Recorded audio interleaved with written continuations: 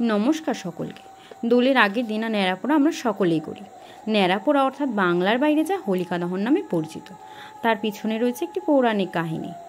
রাক্ষস রাজা হিরণ্যকশ্যপ ছিলেন অত্যন্ত দাম্ভিক ও অহংকারী। তিনি নিজেকে ভগবানের সমান মনে করতেন। তার তপস্যায় খুশি হয়ে ব্রহ্মা বর দিয়েছিলেন, না কোনো মানুষ না প্রাণী কেউ তাকে বধ করতে পারবে না। না তার মৃত্যু হবে ঘরের ভেতরে, না তার মৃত্যু হবে ঘরের বাইরে। তার মৃত্যু হবে না রাতে ও দিনে, এমনকি জল, স্থল, ভূমি, আকাশে কোনো জায়গাতেই তার মৃত্যু হওয়া সম্ভব নয়। এই বর লাভের পর হিরণ্যকশ্যপ আরও অত্যাচারী হয়ে ওঠে। তার পুত্র ছিলেন প্রহ্লাদ, যিনি বিষ্ণু ভক্ত ছিলেন।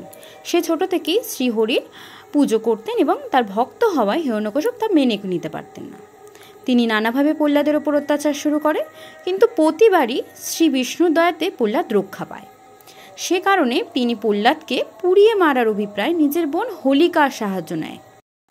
হোলিকার কাছে ছিল ভগবান ব্রহ্মার একটি বরপ্রাপ্ত শাল।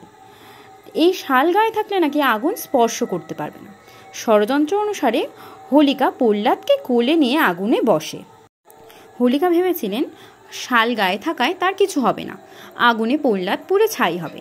কিন্তু অদৃষ্টের পরিহাস, আগুনের মধ্যে প্রবেশ করায় মাত্র হোলিকার শাল প্রহ্লাদের গায়ে উড়ে আসে।